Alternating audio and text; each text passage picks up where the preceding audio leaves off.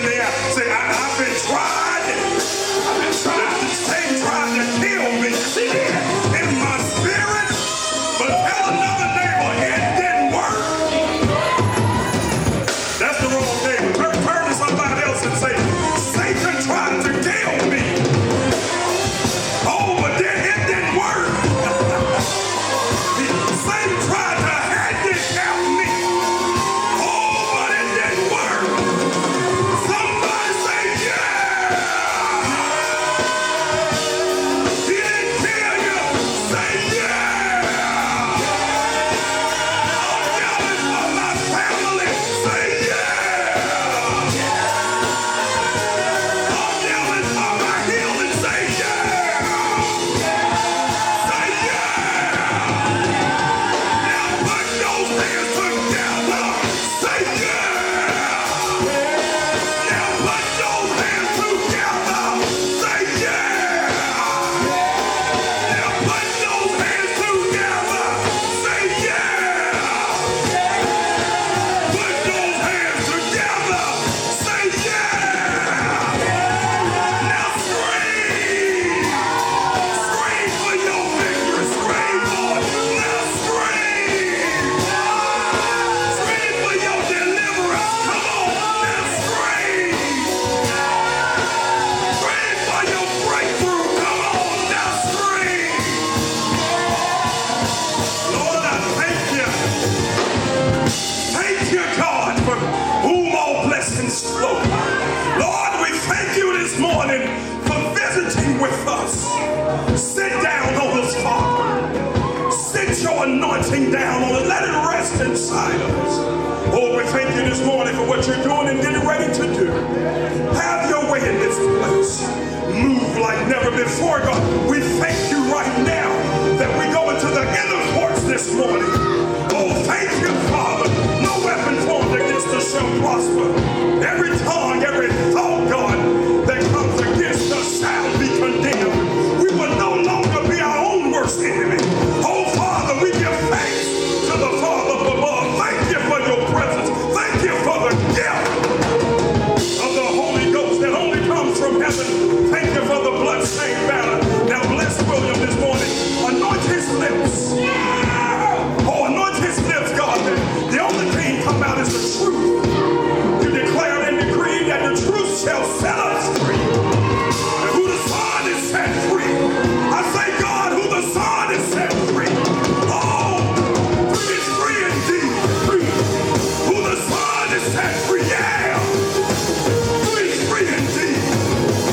Who the Son is set free. It's free indeed. Lord, we thank you in advance for what you're doing and getting ready to do. In your Son, Jesus' name, we cry holy. And if you believe that, put your hands together. Open your mouth and give God the best praise you can. Oh, come on. Give God the best praise you can.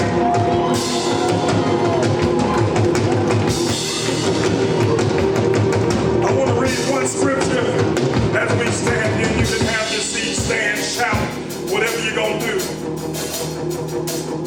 I want to go over to 2 Samuel chapter 23, verse 20. Amen. 2 Samuel chapter 23, verse 20. We're going to read that one and then you can have your seat. Amen. Any warriors in the house this morning? I dismiss all punks and punkettes this morning, those who are afraid to say, I am a believer in Christ. Ask your neighbor, are you a punk or a punkette? They got two options. They can come to the altar now and get delivered or tell them we'll holler at you after Thanksgiving. Go ahead, ask the person behind you, are you a punk or a punkette? I don't know about you, but the anointing that God has put on me and the things that God has in store for me, I cannot ill afford to let nobody, nothing separate me from the love of God. So I have to be cognizant of my surroundings and ensure that my environment is conducive for me to receive. Here it is now. Look at what it says. Benaiah, son of Jehoiada of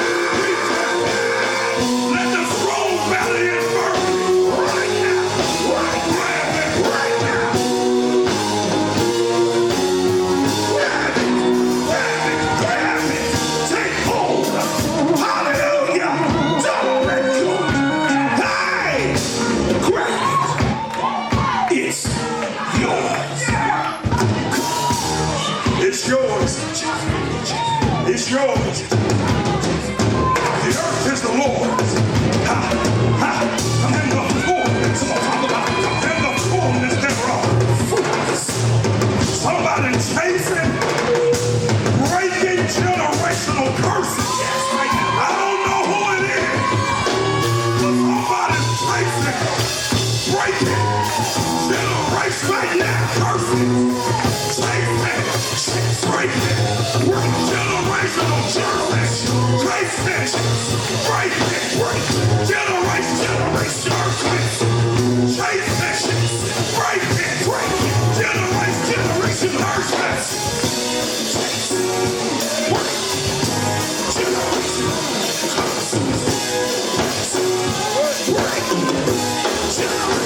Generational curses. So do it.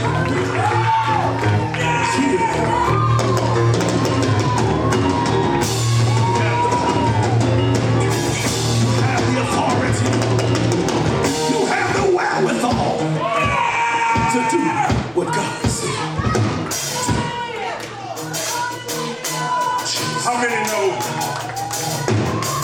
lion chasers don't run from battle? Come on! We run to it. We don't run from the fight. We run to it. True lions run to the roar. They don't run from the roar. They run to the roar. Jesus Christ. Here we go. Have your seat. Come on. Because I really got stuck down. And somebody needs this. But I get excited when God provides the opportunity to chase.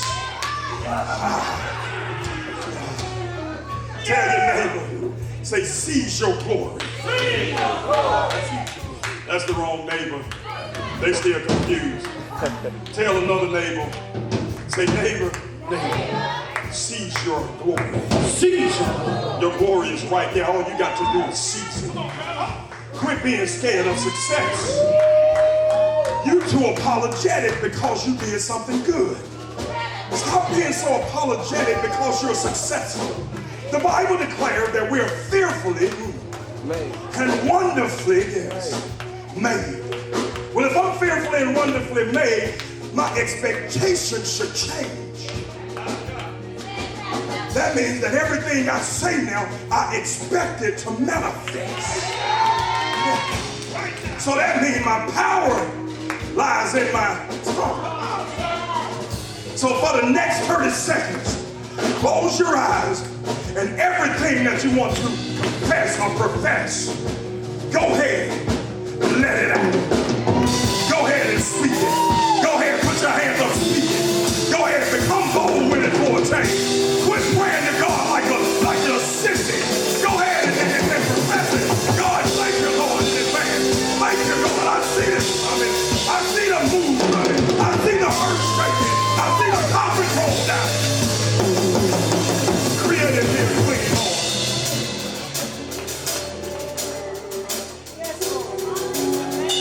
Yes. If you believe that, you ought to start clapping on it. The Bible says God inhabits the praise. You ought to start putting a clap to that thing. Yes, go ahead. Go ahead. You just look at your spiritual bank account. You got more in there than you really need. You ought to be thankful. I thought I was on this shit, but I look at my spiritual bank account. I see how God has deposited something I didn't even ask for. I didn't even ask for. Thank you, God. Yes. Look at my spiritual bank account. I didn't even work on the position. Chase the lion. I'm gonna leave this place today toe up. I'm leaving this place today toe up. From the bottom of my feet to the toe of my head, to the crown of it. I'm leaving today toe up. In other words, Brother Anthony, I ain't leaving till I get my breakthrough. I ain't going into the holidays busted and disgusted, sad. Going with what they say out of the tabloids that between Thanksgiving and Christmas are the most depressing times of the year. That's for those who are not believers. My joy is not predicated on the intangibles that I possess. My joy is predicated off of who I'm connected with. If I'm connected with God, I have all kind of believable juice. If I'm connected with God, I have all kinds of juices flowing through me, so I can't help but be joyful. Joyful. Chase the lion. If your dream doesn't scare you, you're thinking too small. If your dreams doesn't scare you, you're thinking too small. Beautiful time we just had in this physical ceremony. But now it's time to move the envelope. We move the envelope not by what we say, we move the envelope by what we do. I've moved beyond being a sayer. I know call those things which be not. I get that. That's the beginning of the process. The next thing says be not only hearers of the word, but doers. So the reason today some of you are still kittens and haven't grown a mane to become a lion, because you're stuck in a vicious cycle of just being hearers. You haven't gotten to the point yet to where you're a doer, because the roadblocks hinder you. They make you run back on the porch. But you can't eat staying on the porch. At some point, if I'm going to eat, I have to get off the porch and hunt. You have to go and hunt for your glory. You have to hunt so that you can be spiritually filled.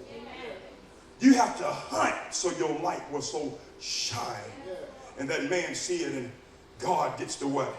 Glory out of your life. Eleanor Roosevelt, and it's the last time I'm going to say this, stated something that you should do something daily that what? Scares you. You should do something daily that scares you. Now just quickly, you can do a self-assessment for the last 24 hours. Have you did anything that scared you? That will show the strength of God. Not talking to all you who's sleeping with somebody else's man. I'm not talking about you. I'm not talking about that kind of scared. I'm talking about a spiritual scared. Okay, let me, God bless you. Welcome all our visitors this morning. I said, let me make sure. If you have to leave, if there's too much, leave your offering at the door. And we'll see you when you get back, if God sends you back this way. But I'm talking about people this morning who are doing things that scare you, like stepping out on faith. Those people who are afraid, like you finally went and filled out the application to get your business name. You know, you finally went to the bank and applied for a line of credit so you can start your business. You finally sent your spouse down and say, baby, it's time for us to have a talk. Yeah, you know what I'm talking about. Yeah, it ain't bad, but we need to get some things together to make our, come on somebody, to make our life better. You know, that's what I'm talking about, doing something that scares you. A lot of people don't have those conversations at home for fear that the other spouse will reject what they're bringing to the table, but you'll never know until you chase. Some of us are living in misery because we choose to. You don't realize where you sit today, what you look or smell like is totally predicated off of your decisions. I am where I am because of the decisions I have made. Now, we get mad with other people because they seem to be moving beyond you, or it appears that they have more than you, or they're always smiling and you're frowning. It could be because of your decision making. It can't be because of God, because the Bible declared that God is God and he changeth not. So I know it's not God, so it has to be me. And in me, the one thing that predicates who I am are my decisions. My decisions predicate who I am. Understand that God's dream for your life is much bigger and better than ever. The things that God has in store for you are greater than what you could ever expect. My God, yes. Some of us are poverty stricken because we've been poverty stricken so long, getting out of poverty ain't even on our mind. Complacency, unfortunately, has a place in our lives. It's up to you whether or not you let it stay. Quit letting things linger in your life that ride with you for free. Amen. You're letting things ride with you and you're not charging them. I ain't seen nobody get in Lyft yet or Uber where they didn't charge you. In fact, they've taken after the government, they get theirs first. You don't get in Uber or Lyft until you've already prepaid. And I like that because every time I'm in Uber, that lets anybody know outside of Uber, he's already handled his business. What do people say when they see you? Do they see you're nothing but a big ball of complaining? So what they do is, I get over here because I got problems of my own. I can't do nothing for you,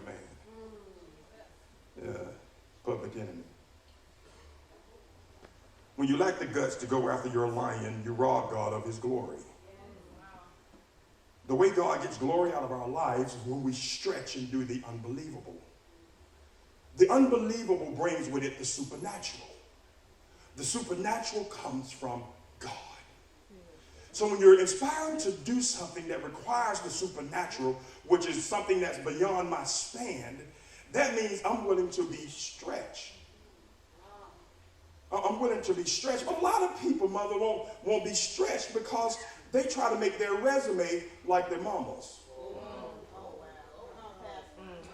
Your resume should always be greater than your parents. Amen. If your parents have done a great job, they showed you how to start chasing a lion, and you take chasing a lion to a whole new level. Your resume should be greater than your parents, but we don't do that. No, we don't do that. God deserves God-sized dreams. He deserves dreams that are beyond your ability. Dreams that are beyond your resources. See, this is what I'm talking about with chasing a lion. These are things that are beyond your reasoning, beyond your resources, beyond whatever you could imagine or think. It is sad, Elder Tinch, how people view those who think outside the box. I don't know how she's going to do that, honey. She got a GED. And we look at you and say, yeah, you got a master's and you're not doing nothing. Who's the worst? You got a master's and you fall back on the same thing everybody else fall back on, safety. We all in here that knows today that you will always make more money. I have a chance to become a millionaire as an entrepreneur than working for somebody. Now, working for the government, and I'm one of them, working for the government gives you some form of stability. I call it souped up slavery. Yeah, I get benefits, but they're killing me on them. We haven't got a performance raise in the last 5 years, only the cost of living, yet your pastor is still there.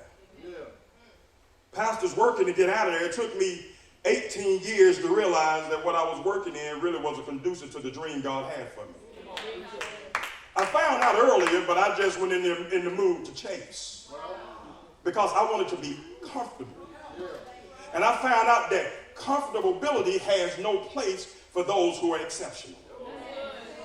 I like how one of the rappers said it. He says, I don't have time to sleep. He said, I'll sleep when I die. He said, broke people sleep. And it's true. It's true.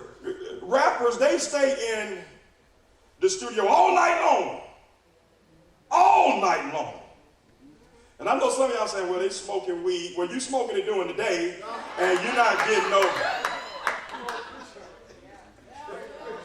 the truth, Quanta. They might not like us after this. I'm glad I got you here.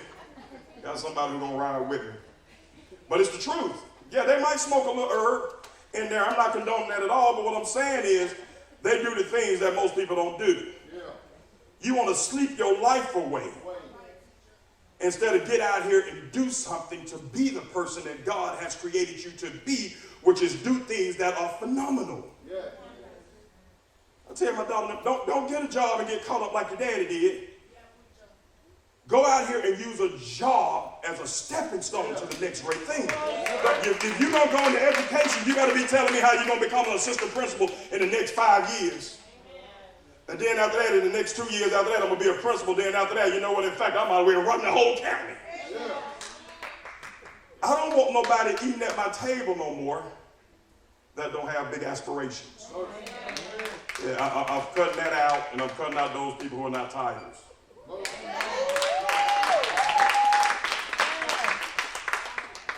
They become a spiritual cancer because they'll bleed you to death and still won't sow.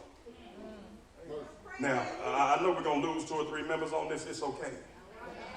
I'll see you when you get out there and realize what I was saying was true when you come back. You have to get to the point where you protect this temple. You have to protect your anointing. So quit talking to everybody. Amen. You're not the Savior. Yes. You're not the Savior. You're an angel that's coming out to represent the Savior. And the best way to do that, to let your light so shine, is how you live. Amen. You can't live for Christ confused. Well, he tells us, James, to choose one side or the other. Be ye hot or cold. If you're warm, he will what? Spew you out anyway. A lot of us have been spewed out. Yeah, because we can't make up our mind on whether we're going to live for Christ and deal with a little bit of sacrifice or live comfortable and be spiritually in poverty. I don't come to church to go home the same way I came. Amen. I come here, whatever church you go to, you need to leave that place feeling better, knowing better than when you went. Or you just wasted time. I like how they say it in leadership. If you're leading and ain't nobody following, you're just taking a walk. Yeah, that's the same thing with the church. If you go to church and you leave the same way you came, you just went and partied. You didn't get better. I mean, it's hard, but it's true. We got to understand that destiny is not a mystery. Destiny is a decision. Put that out on Facebook. Put that out on Twitter, wherever you need to put that. Destiny is not a mystery. Destiny is a decision. We all have ambitions, and we all tell you what we want, but only a few of us get out there and do. And we fulfill our destiny one opportunity at a time. Come on. You can't get everything in one day. No, I fulfill my destiny. That's not a mystery. It's a decision, one opportunity at a time. Benaiah, thank you, Holy Ghost, was fulfilling his destiny one opportunity at a time. Yeah, the first thing he did was what? Killed 2 soldiers. Now the Bible declared that these 2 soldiers were lion-like. I'm telling you, preach this thing out of Matthew compliment. Listen, they weren't just 2 cats from the hood. These 2 soldiers, the Bible declared that they were lion-like, Durante, which means that these jokers was about it. But he goes and he fights them and he kills them. I was really intrigued with the mere fact that he went and fought them. I thought, Marcella, to myself, a man who goes and fights 2 lion-like men has to have some form of success by just going into the ring with them. Oh, yeah. Most dudes would have ran, talked their way up out of that. Half of them would have gave up their wives. Oh, yeah. You can have, I really don't want anyway. Just don't touch me. Abraham did. Abraham, oh, okay, don't let me get biblical. Abraham did it. Told the people his wife was his what? Sister. Yeah, y'all want to step up on it, go ahead, but leave Abram alone. That's the same thing with destiny. We'll lie and give up whatever so that we don't be burdened. So that we're not messed with, we're not toiled with. So we'll do whatever to stay comfortable. We won't go to our family house during the holidays because you and your brother still argue. You don't want the discomfort, knowing that the only way we're going to have harmony is I got to step to that discomfort. We don't like that. No, we go and we stay home. And we eat our own little chicken pot pie for Thanksgiving, and we get our souffle and we move on. Yeah, but that's not what God wants. God don't want us to dwell in the past. He don't want us to dream of the future. God wants us to concentrate the mind on the present moment. He don't want us to dwell in the past. He don't want us to keep dreaming about the future. He wants us to concentrate on the moment at hand. A lot of times when the moment at hand gets too heavy for us, we start daydreaming and dreaming. Man, I wish I had. God said, you can't have that till you get through this. You're dreaming, you put the buggy before the horse. And how many times that we had a desire for something, but we put the buggy before the horse because we felt like it was more comfortable. It seemed easy, and it took us out of that place mentally and spiritually where we had to be stretched. You start thinking, baby, what if we hit the lottery? Right during the time when you need to make a tough decision, am I going to go back and redo the house to get this extra money and put it in the house, then sell it? Or I'm going to let them just foreclose on it. Wait for 7 years and save my money and get something else. Decisions. We said last week that life is not measured by time. Life is measured by moments. Life is not measured by time. Life is measured by what? Moments. So if life is measured by moments, I have to master my time. Because too often, Sean, we mistake movement for achievement. A lot of times we think that because we're moving, we are achieving. But so many times you can be moving and not going nowhere. You're moving, but you're not making up ground. You're not being successful. You don't have no traction. You're just spinning your wheels, but you tell everybody, I'm doing it. No, you're not doing it. You're not achieving. You're moving, but you're not achieving. We get moving and achieving confused too much. I go to church. I'm moving, but I'm not getting nothing out of church, so I'm not achieving. I go and eat breakfast with my family and lunch with my family and dinner with my family every day. We're moving, but we don't have no conversation. Everybody eating there on the cell phone, but we're not achieving. Who am I talking to? You're in the car with your family here. We all went to church together, and as soon as y'all got in the car, everybody's on the cell phone. Who know what I'm talking about? Yeah, raise your hand, same deal. There you go. Now we're not achieving nothing. We're moving. The cell phone has its place, but the cell phone has deprived us of the view that God has given us. Because we never look out the window and say, God, I thank you for these trees. Oh, I thank you for these red lights.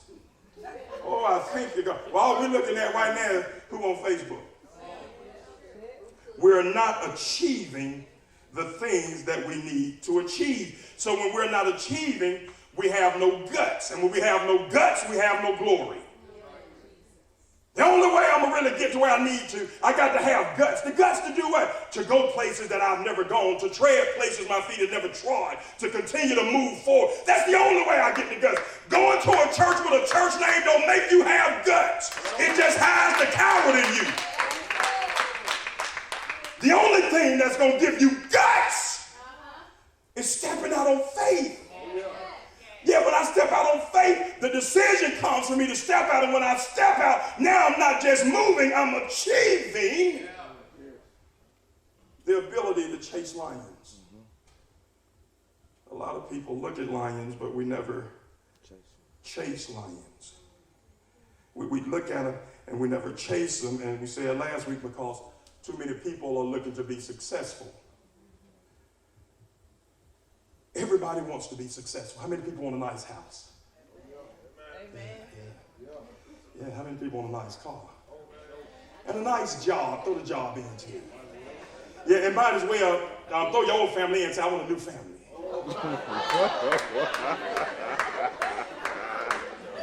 Dexter, tell you how somebody will go up to the bathroom, they watch the TV back there in the back there. Getting rid of all of them.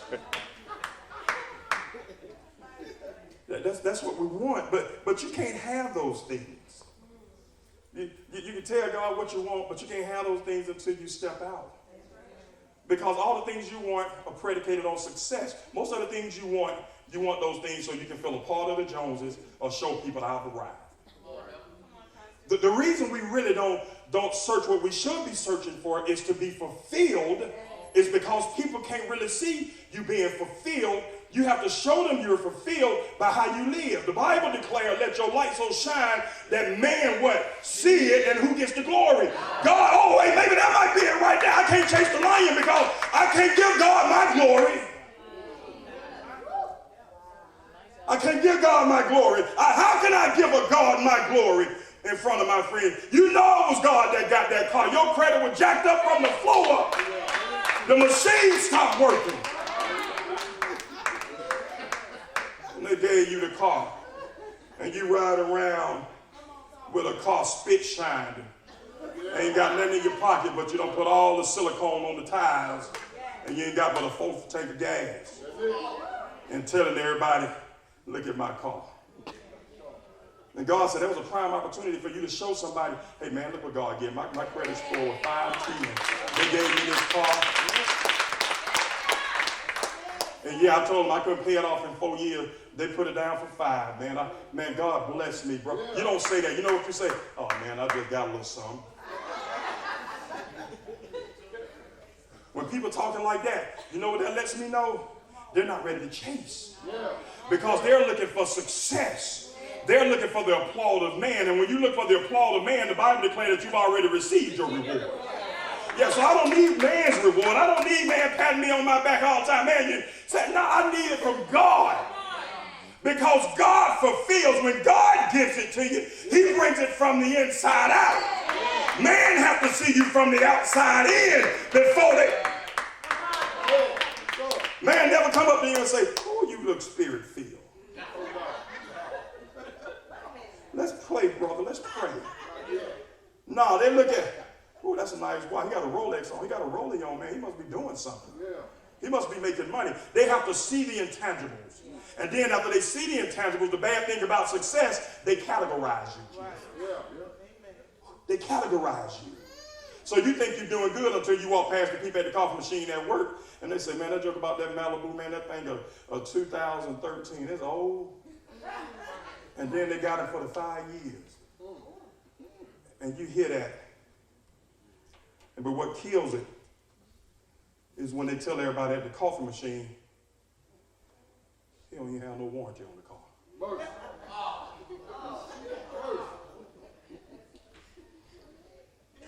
He don't even have, he bought a brand new car paying for it 5 years that they'll accept just liability insurance. Oh, okay, this hits home. Oh, this started hitting home now, because now somebody say, I can identify with me. People will always find something negative about you. You can't chase lions trying to get applause from people. Most people can't applaud you because they don't understand where you are.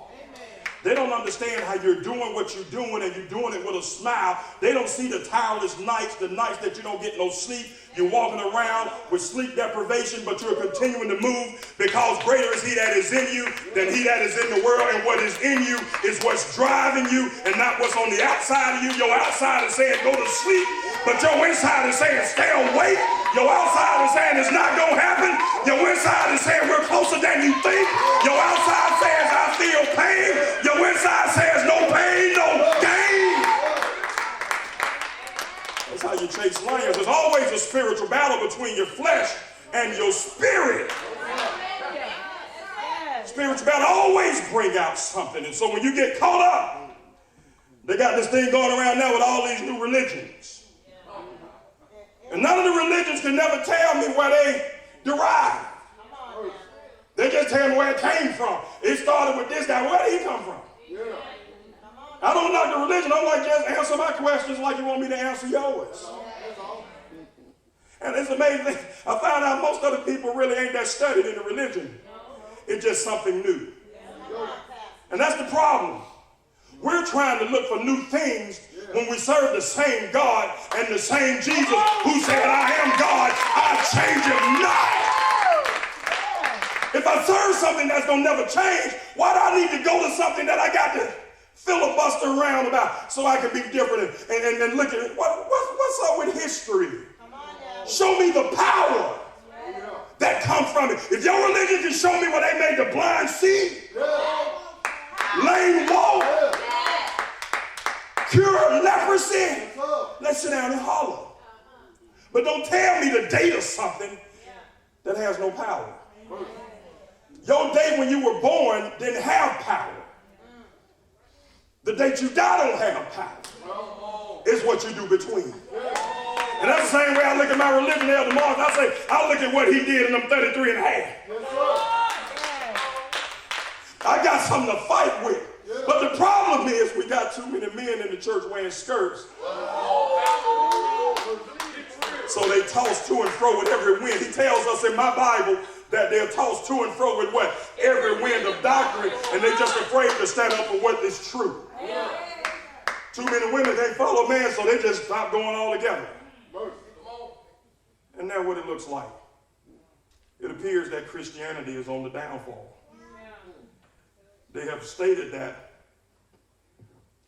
by the year 2050, they're declaring that Christianity will have dissolved. That's what they're saying. By the year 2050, colleague, they're saying that Christianity will have dissolved. I'm confused, Brother Anthony, because when I look at TV, I see people in other countries where they said Christianity would never seep in. But I see these people in other countries dying for the very thing they said wouldn't find its way into the country. And it has so much power, these people are dying for it. Watch television. And they're putting all these people on TV as they behead them. There's nothing different. They're lion chasers just like Peter was. When Peter says in the Bible before they behead him, he says, I just asked one wish. The first thing I thought was very admirable about Peter was when Peter said to his wife, his last words to her before they crucified her first was, I can't even say it. I'm emotional, Carlos, when I say this because I don't know if I could do it. When the Roman soldiers tell Peter to have his last words with his wife, I find it amazing that she didn't run. She stayed by her man. Yeah. That's one thing, but that's a marriage seminar. She stayed with him, and at that point, they crucified her first because they knew that would make Peter die two deaths. It'll kill him that we're going to crucify his wife. But he tells the wife, let's say, remember, God loves you. Remember, Jesus loves you. That's what he tells his wife. This is baffling. See, Donnie, that's a lion. I would have been screaming, trying to figure out how I would have been looking a mess. Oh, yeah. I'm screaming, trying to get off and kicking people and swinging with one hand, trying to untie them. He tells his wife, remember, Jesus loves you. That's a lion. That's a lion chaser. Then he comes back and tells them, when you crucify me, crucify me upside down. He said, for I'm not worthy to be crucified like my Father. He didn't say I shouldn't be crucified. He said, I'm not worthy to be crucified like my Father. Most people don't understand why we're born. We're born to be Christ-like. If you ask most people, why were you born? Most people go into race and all this stuff. No, you were born to be Christ-like, to walk in his image and after his likeness. Christ was a lion chaser. Christ tells the people, man, he tells the people, he said, hey, I didn't come to bring peace. He said, I didn't. How can somebody who's healing and delivering people come right back and say, I didn't come to bring peace? I came to turn father against son and daughter against mother. In other words, I want to see who really gonna ride with me. I want to see who really gonna love in spite of. I want to see who really gonna remain focused. That's what I want to see. Yeah, but a lot of times we don't do that because we're in the spirit of success. And we don't care about being fulfilled. And I said last week, if the Holy Ghost wasn't in Jesus on the cross, he couldn't have never sustained. There's no way Jesus could have sustained on the cross. He couldn't have stayed on the cross that long. When people are crucified, they say that's the most excruciating pain ever. Probably outside of a woman giving birth to a child. But here's the thing. A woman gives birth to a child and that's over. So you're going to hang up there till you die. Because the way you hang, it collapses your lungs and makes it tough to breathe. Now, most people, they put ropes around their wrist and their ankle. With Jesus, they put nails in. They wanted to be assured that what they put up wouldn't come down. And Jesus said, thank you for helping me, because ain't no pain in this world can make me come down from the cross that my daddy put me on, because the decision was made in the Garden of Gethsemane. When I say your will be done. And I don't know what your decision is today, but at some point in your life, you got to get to the point to where you look up to heaven and tell God, God, your will be done. And don't put no clauses in there. Just whatever your will is, God, it be done. I'm a lion chaser. I can't afford not to have something or have something hindering me like my self-conscience. No, if I'm riding for Christ I live, and for Christ I die. Blessed be the name of my Lord and Savior. The one who I'm riding with, the one who first died for me. The one who promises me that I'll stick closer than any brother.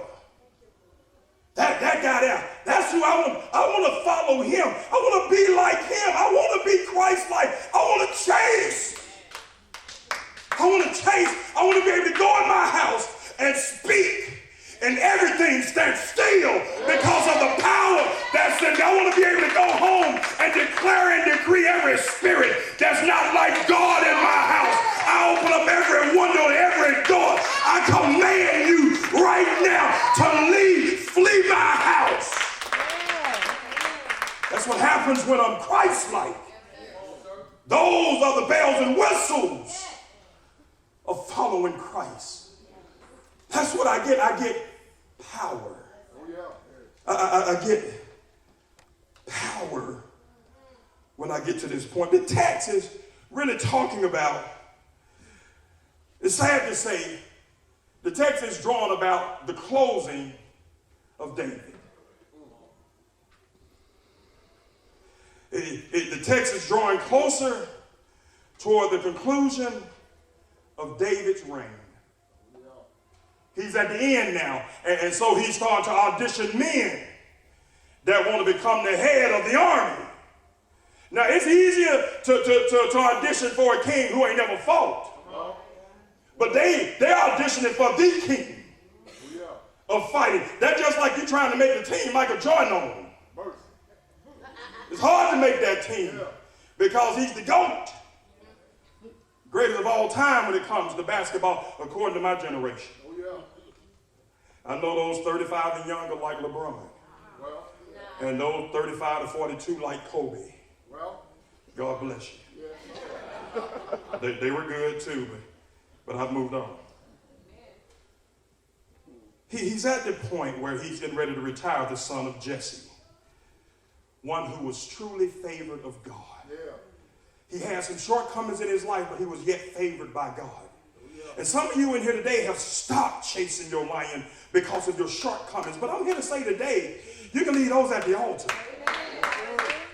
They don't have to slow you down another day. All you have to do is confess those things. Yeah. All you have to do, God, take this back, man. I'm weak in this area. I'm saved, but I'm weak. How many been there before? You're saved, but you're weak. Yeah, you're saved, but you got some problems. I've been a bipolar Christian. Yeah. Okay, I can't do this with this. They don't got stuck up on me, done. They tired on. I've been a stuck up Christian. I've been a schizophrenic Christian. I had to go for forgiveness because I wanted to do right. But evil was forever present. And that the evil was present, it captured me. It found a way to get me to come over to its side. I'm telling the truth. This is why I wanted to chase for a while, but I wasn't mature enough spiritually to climb. I was saying, God, if you can leave me on the mountain, I'll be good. He said, yeah, but that ain't where the fight is. I can't be in the church 24 hours a day because that ain't where the fight is. Yeah, the fight is in the valley. He said, yea, though I walk through the valley of shadow of death, I will fear no evil, for thou art with me. In other words, when I'm chasing, God is with me. I'm going to have some valley experiences if I'm walking Christ-like. Tell a neighbor, don't be deterred, baby. Honey, it's just a season. Don't be deterred. Is anybody in a dark season right now and you looking for your life? You got binoculars. You're like, if I can just see it. If I can see it, I can be it. God said you ain't got to see it, be it.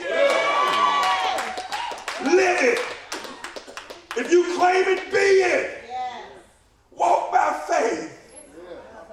Not by sight. Yeah, it's coming to an end of a reign for David. But the thing that made David most important to people, and we don't realize it, was how he serviced people. He was a fighter, and he got somebody else's wife pregnant. Because I want to talk to you where you are. Yeah. So some of y'all saved. You haven't repented in a while, but you're still saved. You're sleeping with other people. They might not be married, but they ain't yours. Well, sure. You sharing your temple with them, and they sharing their temple with you. Both of y'all nasty. Nasty Christians going to church. And Brother Bear, it's okay if they're nasty when they come in. The thing that bothers me is they leave out the same way they came. If you're nasty when you come in, if you're nasty and you know it, clap your hands. There you go. All you got to do then is come to the altar when it's time, and you can rid yourself of that clap. You can go and say, I'm nasty. Look at me. I'm nasty. Look, smell me. I smell like sin. I tried to cover the sin with cologne, and that made it worse. Okay, I'm the only one who have been drinking and then put cologne on. Went to church as if nobody was going to identify with me. Oh my God. The thing that really got me, Dr. Marsh, was I walked by a guy in the church one day. I had just became a minister on the outside. Had been out partying, had drugged my wife. Lord, I thank her for keeping me. I don't drug her straight down to Hades. We go to church, the same dress she wore out, she wore to church. It's the truth. That's what got us here. You don't want no first lady that had perms all her life.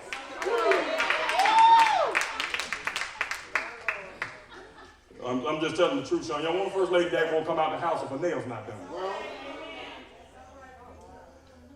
Back to the text. We at the church morning, and I'm walking. I had sprayed myself down good. This really what made me stop drinking dog liquor. It tails on me. I walked in church and a friend walked by. Now he's a sinner all day long. He just come to church. One of my best friends to this day. He walked by here. Boy, that Kanye.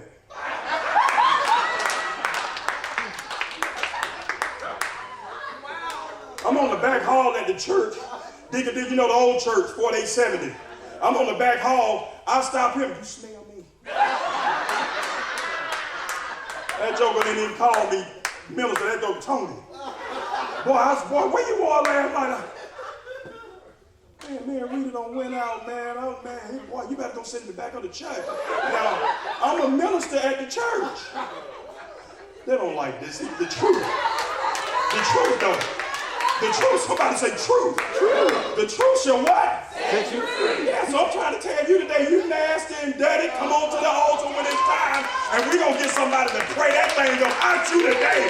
If I ever start pulling people out the audience to help us pray for you, who can pray? We're going to pray that demon about you today, because that joker tried to strangle your pastor too, and the church said. Amen. Here we go, back to Benaiah. To become a part of this elite army that David had assembled, to become a leader in it, you had to do two things. You had to show some unparalleled courage. In other words, you got to do something phenomenal. Yeah. Too many people want titles but ain't willing to do something crazy. David said in order to become a part or leadership with this army, you have to do something phenomenal. He says you have to what? Do something that shows unparalleled courage. I got to do something that shows unparalleled courage. So what Benaiah do? I'm sure Benaiah sat out there and say, I fought 2 men and killed them, but Jesse did that. I went and fought an Egyptian, took his spear and killed him, but Craig did that. And then God showed a lion walking by. And Benaiah lost sight of everything because he didn't see an obstacle. He saw opportunity. And he started looking. Craig and Jesse killed the lion. And it was snowing. That's what the text say, Jay. He said it was snow. He said, you done killed the lion. I'm going to kill the lion. Oh, yeah. I don't know what he had with him. When he went at the lion, don't much matter. All I know is he went. Yeah. Oh, yeah. He went.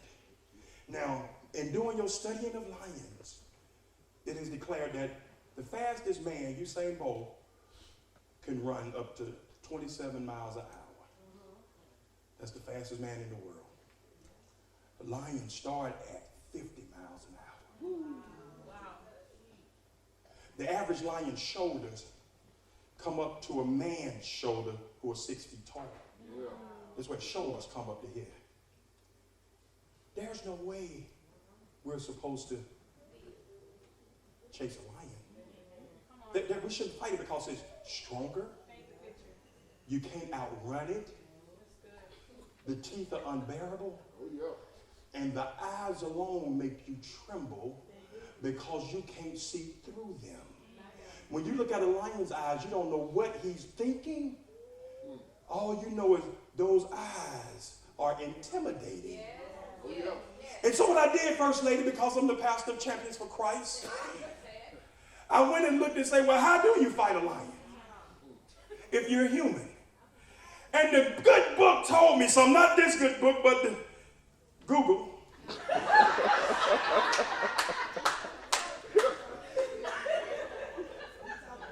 Education comes in a lot of different ways. I mean, only a fool stop learning. I looked at Google, and Google tells me that the best way to fight a lion is to stand up to it.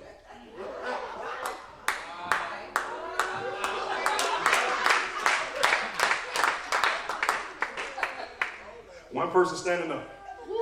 What took? Two people. They said the best way to fight a lion is stand up to it. Jesus, I missed it again. Now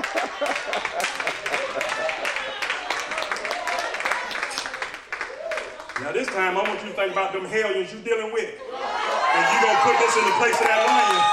And when I'm going to say it this time, Google said the best way to fight a lion is to deal with a lion is to fight it. Straight up, don't run. Stand up to your lion. The one thing it said, don't do. It says, do not run. Jesus, who am I talking to?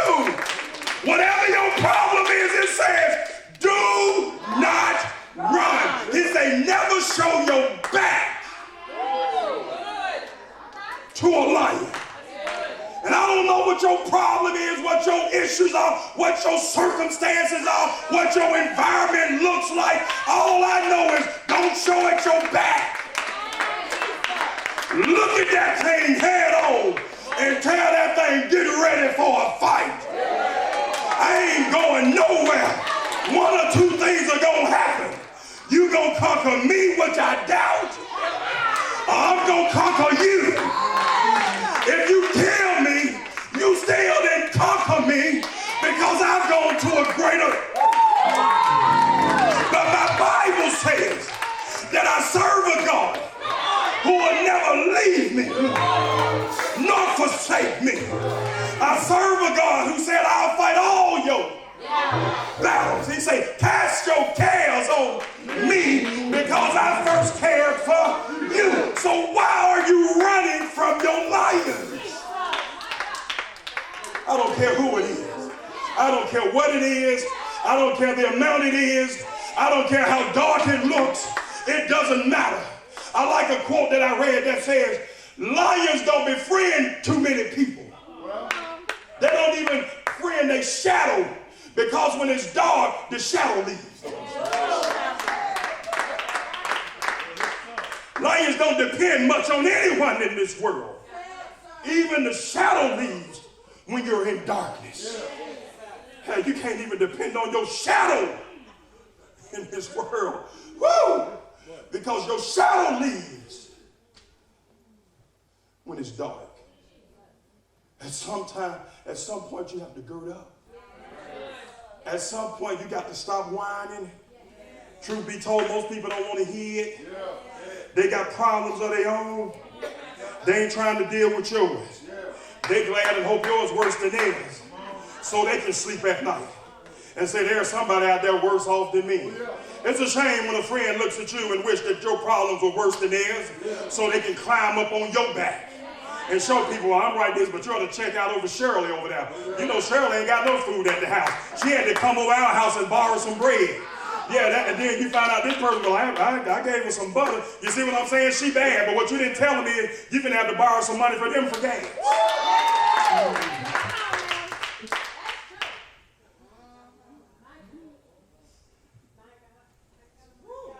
Put your hands together, guys. Thought I was going to finish this.